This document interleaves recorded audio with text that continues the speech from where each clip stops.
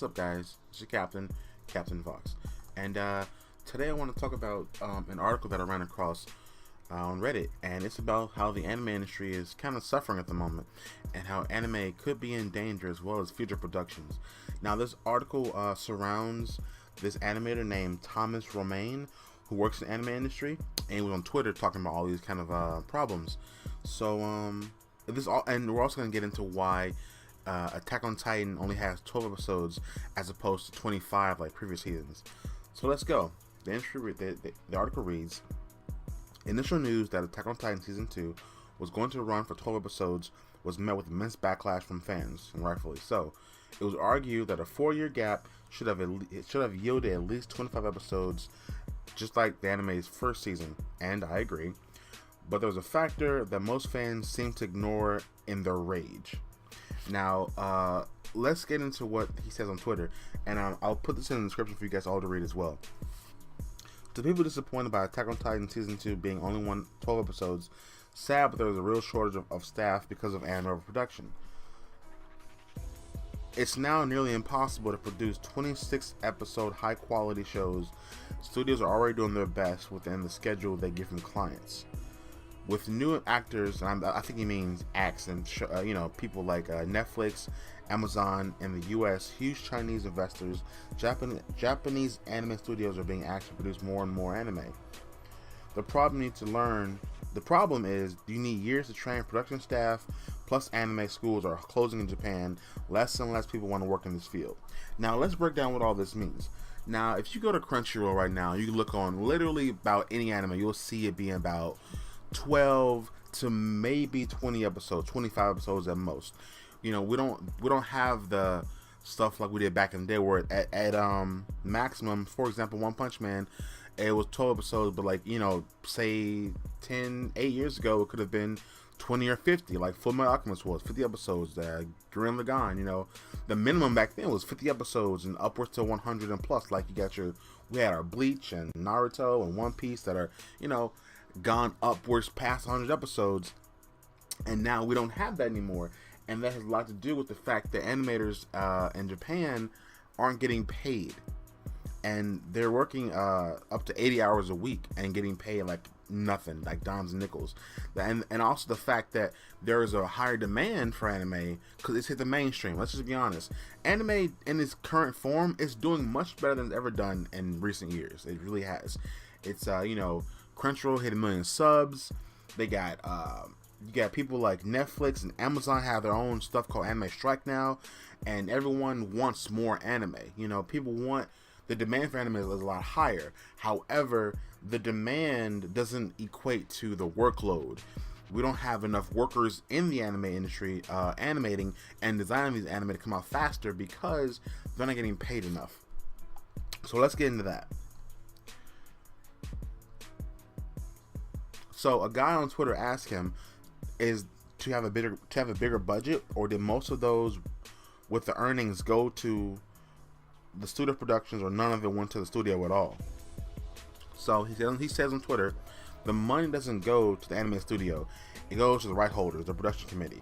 In other words, the money that the animes are making is not going to the studios that draw them. It's going to the right holders and the higher ups and big wigs, people that own the animation. You know what I'm saying? The development companies, they are the ones getting the cash, not the people that worked to make the anime. And that's where the problem is coming from. So yeah, one of the solutions could be excuse me.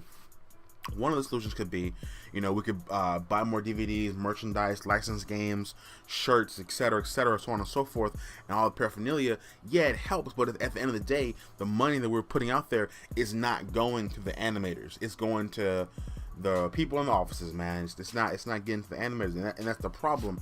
These animators aren't getting paid the money they deserve for their work, and it's bad. It's kind of a slap in the face if you think about it, because if you work in the anime field and you're seeing stuff like, One Punch Man doing huge numbers and massive success, and you're not getting paid for it, and you're getting paid under the table money, while the anime itself is doing well off, it makes you not want to work in the industry. Not to mention, a lot of anime studios and schools are closing. Nobody wants to work in an industry that you won't get paid in. At the end of the day, Everyone has to make ends meet and pay their bills and live, and you can't. You can't live off that stuff if it's not worth it. If the work doesn't equate the funds, then why would you want to do it? And that same thing ties into people that don't want to work in that. So someone else says, wait, 4 years for only 12 episodes? I understand where you're coming from, but 4 years just for that? And then he responds, they are not working on Attack on Titan Season 2 for 4 years. Just a few months as always. Now, that's another thing. Attack on Titan Season 2, okay, it was 4 years of a wait. Yes, 4 years. And I made a video about this before too, before I kind of got informed about this. The thing about the 4-year thing is they weren't working on Attack on Titan Season 2 for 4 years. That wasn't the case. During those 4 years, they were kind of milking Season 1 the entire time. Remember, we got a few re-releases. We got the they're working on the Attack on Titan chibi anime with high school, junior, whatever they were doing with that. They were working on the live action movie. We got the games. We got a bunch of little things littered here and there to keep the fandom educated and keep the fandom into the series alive for those 4 years. And they didn't start Season 2 until like a few months ago, to be honest.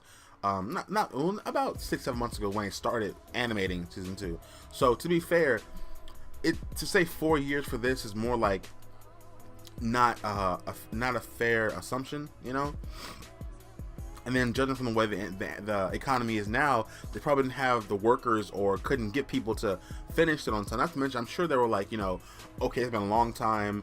We need to get this out now, and we gotta get these things to the people that they want to watch now. Because if it took them this long to make 12 episodes, imagine how long it would take them to design 12 more to make it a 26 season arc. So that's the problem. They were probably trying to meet the deadline and keep it come out for it to be profitable.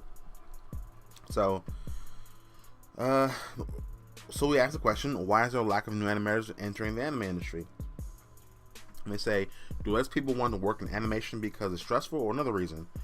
And he says it doesn't pay well and the workload is huge because most of the people can't afford a living with the ridiculously low salary they get by working in this industry.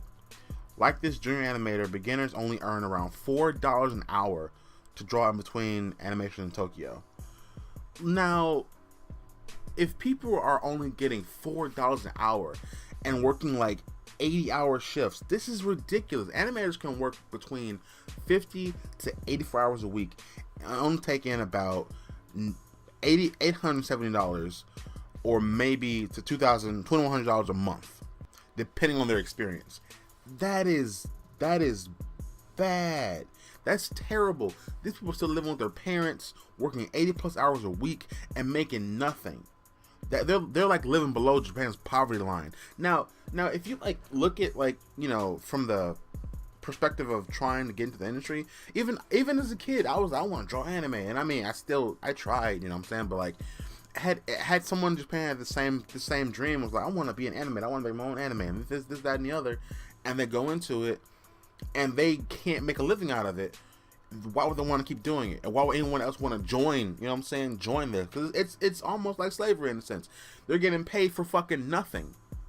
And I think it's terrible, and it really concerns me.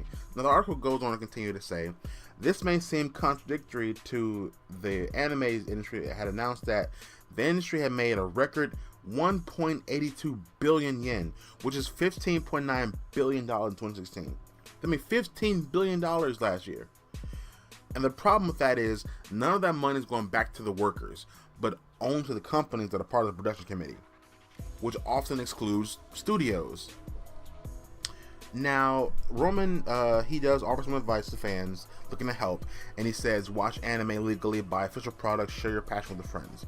Now, again, that does help, but in the end of things, the biggest problem is that the companies gotta pay their workers. The fact that they made $15 billion last year and the workers saw almost none of it is a terrible thought. You see what I'm saying? And this is also why people said anime was dying, because we don't have those animes that are super long and people want to stay hooked to them. They don't, because we don't have the workload. We don't have it.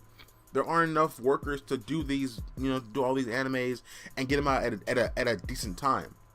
and that's terrible.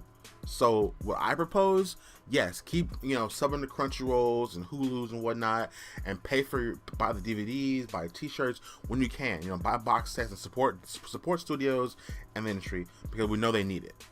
But on a larger scale, in the end of the day, these companies gotta pay their workers. It's just that simple. There's no getting around it. And unfortunately, until we get to that point, not much is gonna be done. So guys, I just want to talk to you about this topic because I was really concerned about it. If you enjoyed the video, leave me a like. If you're new here, feel free to subscribe. And as usual, guys, I will see you in the next video. And Captain Vox is out of here. Take care, guys.